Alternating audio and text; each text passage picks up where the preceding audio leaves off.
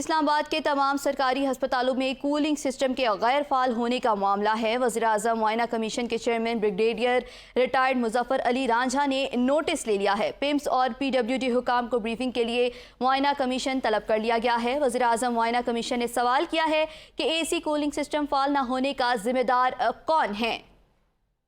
اسی حوالے سے ہم مزید تفصیلات جانتے ہیں اپنے نمائندہ جاوید شہزاد سے۔ جی جاوید، مزید بتائیے گا۔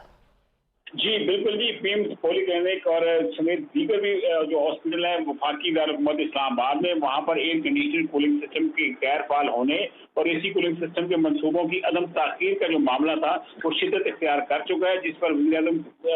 وزیر اعظم کے معائنہ کمیشن کے چیئرمین بریگیڈیئر ریٹائرڈ مظفر علی رانجھا نے ایک سخت نوٹس لے لیا اور پیمز اور پی ڈبلیو ڈی کے حکام کو بریفنگ کے لیے معائنہ کمیشن طلب کر لیا گیا ہے۔ میں آپ کو بتاتا چلوں کہ پرائم منسٹر انسپیکشن کمیشن کے چیئرمین کی ہدایت پر پی آئی ایم سی کے حکام نے بریفنگ کی طلبی کے لیے تمام اسپتالوں اور پی ڈبلیو ڈی کے جو مجاز اتھارٹیز ہیں ان کے بریفنگ کے لیے افسران کے نام طلب کر لیے ہیں، اور اگلے ایک دو دنوں میں ان کو کہا گیا کہ وہ پرائم منسٹر انسپیکشن کمیشن میں آ کر تفصیلی رپورٹ پیش کریں، اور پیمز کے اندر جو ایئر کنڈیشننگ سسٹم ہے، کولنگ سسٹم جو کام نہیں کر رہا، اور اس کے حوالے سے پرائم منسٹر انسپیکشن کمیشن کو بے شمار عوامی شکایات موصول ہوئی تھی، جس پر چیئرمین معائنہ کمیشن نے اس کے اوپر فوری نوٹس لیتے ہوئے متعلقہ حکام کو طلب کر لیا ہے۔ اس حوالے سے میں بتاتا چلوں کہ معائنہ کمیشن کے حوالے سے اپنے پاس بھی اطلاعات موجود ہیں کہ یہاں پہ کولنگ سسٹم کا جو پروجیکٹ ہے وہ عدم تکمیل کا شکار ہے، اور اس میں پی ڈبلیو ڈی سمیت دیگر ادارے بھی انوالو ہیں، ان اداروں کے سربراہان کو بھی معائنہ کمیشن طلب کیا گیا ہے۔